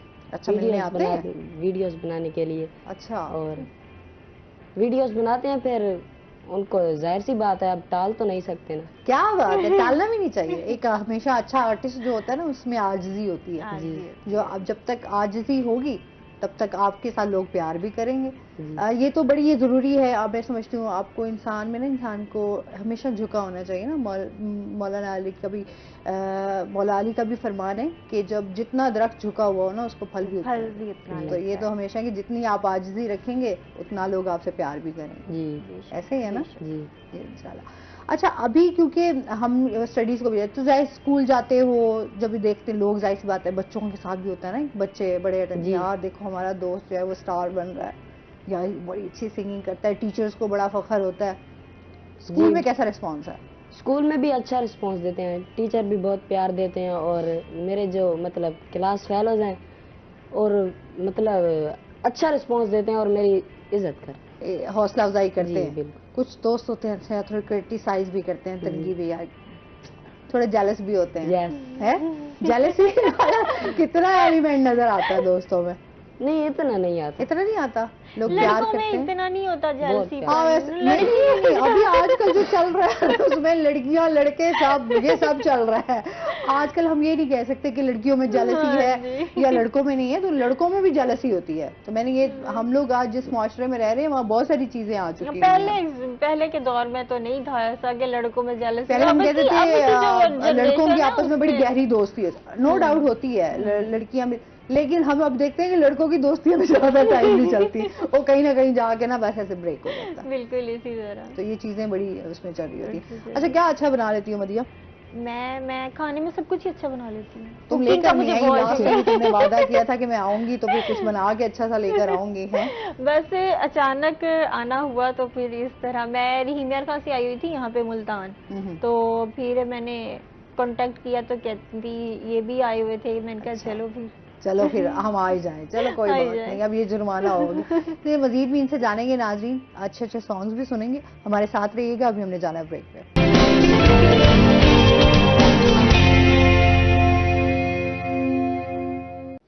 वेलकम बैक नाज़रीन।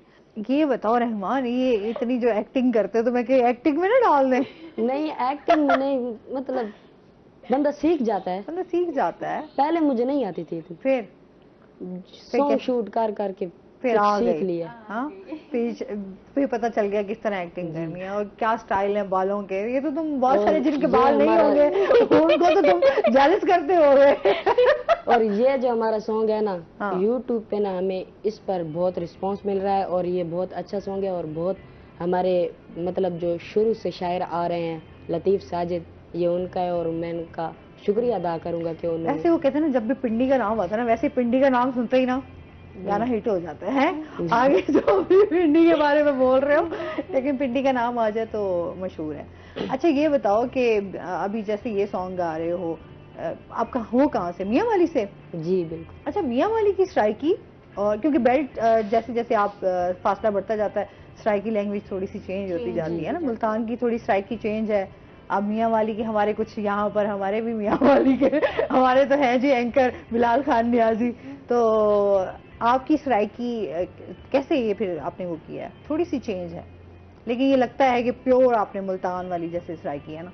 नहीं, मतलब जैसे उन्होंने लिखा है तो बोलिए, तो वैसे बोलना तो ऐसे है, वैसे है ना थोड़ी सी डिफरेंट। जी जी हाँ बिल्कुल ऐसे ही है। तो अच्छा, अपनी जुबान में ही बात करते हो घर में? जी। हैं? और बहन भाई, कितने बहन भाई हो? हम 3 भाई हैं और एक सिस्टर है हमारी। एक सिस्टर है। बहन तो फिर बड़ी लाडली होगी, एक बहन हो ना? जी। हैं? छोटी है या बड़ी है? नहीं, मुझसे बड़ी है और बाकी भाइयों से छोटी। बाकी भाइयों से छोटी है, तो फिर आप सबसे छोटे हो जी, इसलिए ज्यादा प्यार मिलता होगा। नहीं जी, इसलिए सब सपोर्ट करते हैं। हम वही कह रहे हैं, या तो बड़ा बच्चा हो ना, उसको थोड़ा फैमिली की तरफ से, पेरेंट्स की तरफ से बड़ा प्यार होता है। आप बड़ी हो? अच्छा, तो मैं भी बड़ी हूँ वैसे। तो बड़े लाडले होते हैं, बड़े वो बहुत लाडों से पाला जाता है, बहुत पैम्पर्ड होते हैं। बिल्कुल। और उसके बाद जो है सबसे जो लास्ट वाला होता है उसको बहुत ज्यादा प्यार मिल जाता है। दरमियान वाले बेचारे जो है ना, वो कहते हैं कभी हम इधर हमें जो है ना बड़ा प्यार जो है ना बड़ा कम मिलता है। बिल्कुल। जब छोटे होते थे ना, तो कहीं कोई फंक्शन होना तो खाला वालों ने ना मेरा गिफ्ट लाजमी लेना कि ये गिफ्ट मदिया देगी, तो छोटी सिस्टर ने कहना उसे गिफ्ट लेके देते हैं, मुझे नहीं लेके देते, मैंने नहीं देना होता क्या? तो फिर जिस तरह वो बड़ी हुई फिर उसे समझ आई कि वो तो बड़ी है, इस वजह से उसका कंट्रीब्यूशन करना मैं पूरी फैमिली में अपनी लाडली हूँ, तो फर्स्ट बच्चा हो ना तो वो बहुत ज्यादा लाडला होता है, तो मैं दनियाल में दोनों, तो मैं दोनों में मोस्ट फेवरेट हूँ। अच्छा ये बताओ कि अभी क्या क्या प्रोजेक्ट्स पे काम करने जा रही हो? अभी नेक्स्ट मंथ में दुबई जा रही हूँ, वहाँ पे सॉन्ग शूट के लिए। तो अब फिलहाल यही एक एक्साइटेड सा जो प्रोजेक्ट है वो ये है। अच्छा, और फर्स्ट टाइम हाँ जी, आउट ऑफ कंट्री जाऊंगी, और रहमान के साथ एक प्रोजेक्ट कर रही हूँ मैं। तो बस ये दो प्रोजेक्ट अभी फिलहाल इन पे चल रहे हैं।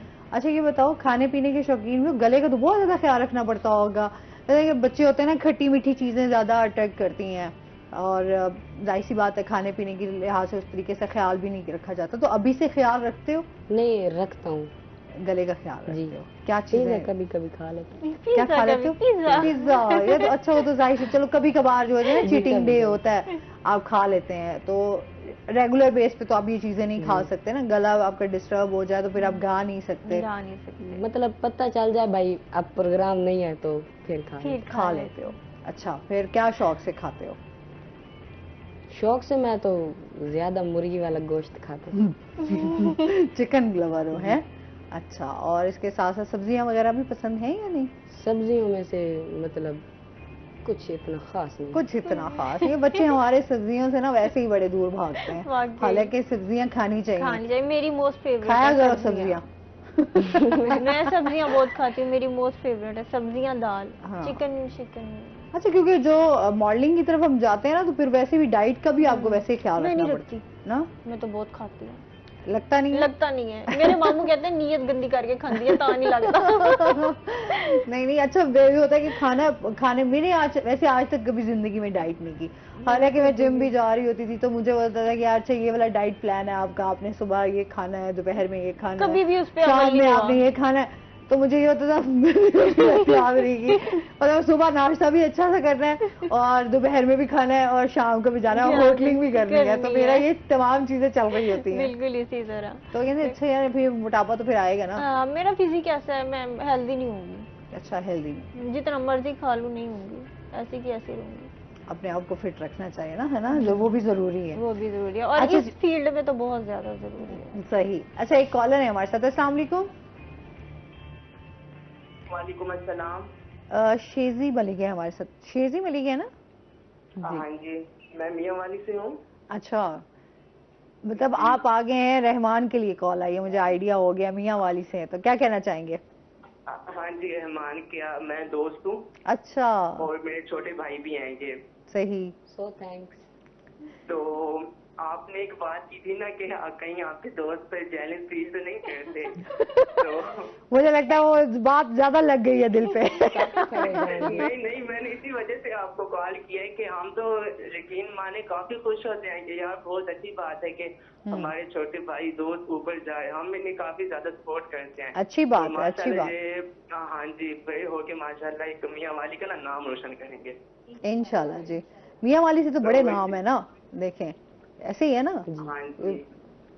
अच्छा चलो, ठीक हो गया। मतलब जी जी, सिंगर्स का गाना। तो इसी वजह से मैंने बोले कि आपको कॉल करके बता दें कि हम कोई फील नहीं करते। अल्हम्दुलिल्लाह हम तो काफी खुश होते हैं, छोटे भाई हैं मेरे। अच्छी बात है जी, दोस्तों की सपोर्ट बड़ी जरूरी होती है। अच्छे दोस्त वैसे भी जिंदगी में मैं समझती हूँ कीमती सरमाया होते हैं आपके, तो अच्छे दोस्तों को हमेशा इंसान जो अपने साथ लेकर चलता भी है, और अच्छे दोस्त हमेशा आपको अप्रिशिएट भी करते हैं, आपको सपोर्ट भी करते हैं। बहुत शुक्रिया कॉल करने का। अभी क्या सुना रहे हो रहमान? अभी न्यू सॉन्ग जो मेरा दोस्त के नाम ही कर दो, एक कॉल आ गई है। दोस्त के नाम।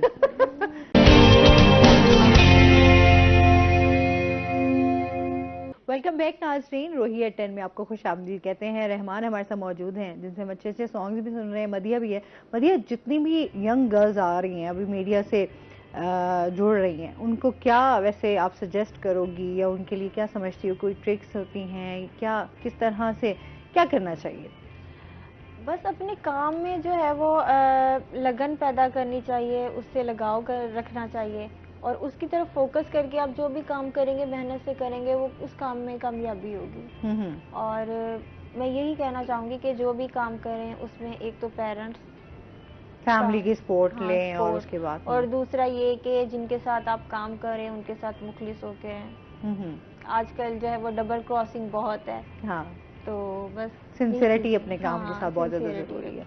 अच्छा, आपने जब आगाज़ किया तो आपका किस तरह का आगाज़ था? मेरा आगाज़ ये था कि फ़ोटोशूट से मेरा आगाज़ हुआ था, तो जादू स्टूडियो ने ही मेरा फ़ोटोशूट किया था, जिनके साथ मैं काम करी थी। इनके साथ मैंने फ़ोटोग्राफ़ी भी सीखी है, शादी के इवेंट्स वगैरह भी करने जाती होती थी साथ में, मेहंदी के इवेंट्स, तो वो बड़े हमने खाने खाए हैं शादियों के। अच्छा, सही है। और फिर इनके साथ ही इन्होंने ही मेरा सॉन्ग फर्स्ट जो है वो रिलीज़ किया, वो छंडोरी का, और फिर इन्हीं के साथ मैं काम कर रही हूँ आजकल। सही है। अच्छा रहमान, आप मेहताब के साथ ही? हाँ जी, मेहताब अली। फौरन रहमान का क्वेश्चन आ गया है। अच्छा, ये बताओ रहमान, बहुत सारे हमारे ऐसे अभी बच्चे गाना भी गाना चाहते हैं, इस फील्ड में आना चाहते हैं, उनको क्या सजेस्ट करोगे? मतलब शौक है तो आए, वेलकम है। आपको मुश्किलात का सामना करना पड़ा है सिंगिंग में? भाइयों की सपोर्ट है तो फिर क्या मुश्किल है? फिर कोई मुश्किल नहीं, अभी तक कोई मुश्किल फेस नहीं की? फिल्म। और कहाँ परफॉर्म कर चुके हो? अभी मैं बहुत सारे शोज कर चुका हूँ, मतलब जी। कितने शोज किए हैं? अंदाजा नहीं। अंदाजा नहीं है? ढेर सारे पैसे कमा लिए हैं? नहीं, इतने भी नहीं कमाए। इतने भी नहीं है, मैंने कहा लगता है बहुत सारे शोज किए हैं, तो मुझे लगता है बहुत सारे पैसे इकट्ठे कर लिए होंगे रहमान ने। नहीं, कहीं से मतलब आते हैं और अपना लाख होता है। गिफ्टिंग भी होती है जी, कहाँ कहीं कहीं कहीं कहीं। अच्छा चलो ठीक है, बहुत सारी बेस्ट विशेस हैं तुम्हारे लिए कि अल्लाह ताला तुम्हें और कामयाब करे, और ऐसे ही तुम हमें जब भी हम तुम्हें बुलाएं और तुम आओ और हमें अच्छे अच्छे सॉन्ग सुनवाओ, है? कुछ कहना चाहोगे, कोई मैसेज हमारे व्यूवर्स को देना चाहो? नहीं, कोई मैसेज नहीं देना? क्यों? याद नहीं। क्या बात करते हो, आप कोई मैसेज देना चाहो? बस मैं यही मैसेज देना चाहूँगी कि अपने काम के साथ सिंसियरिटी रखें, और जो भी काम करें उसे दिल लगा के मेहनत के साथ करें, तो उसमें ज़रूर कामयाब होंगे। अच्छा, आप दोनों का बहुत शुक्रिया, बहुत अच्छा लगा आप हमारे शो का हिस्सा बने। रहमान, आपका शुक्रिया, आपने हमें अच्छे अच्छे सॉन्ग सुनवाए। अभी जाते हुए आपसे एक अच्छा सा लाइव सॉन्ग सुनेंगे, जो आपको अभी याद हो या आपका नया सॉन्ग हो, वो आप सुना दें हमें, ठीक है? जाते हुए हम इनसे सॉन्ग सुनते हैं, और इसके साथ ही नाजरीन, आज का शो जो है वो हमारा ख़त्म हुआ। अपना बहुत सारा ख्याल रखिएगा, दुआओं में याद रखिएगा। इंशाल्लाह ज़िंदगी ने साथ दिया तो सुबह आपसे फिर मुलाकात होगी, नए मेहमान होंगे, नया टॉपिक होगा, और इस पर हम अपने व्यूअर्स को एंटरटेन करेंगे। बहुत शुक्रिया जी, अल्लाह हाफिज़।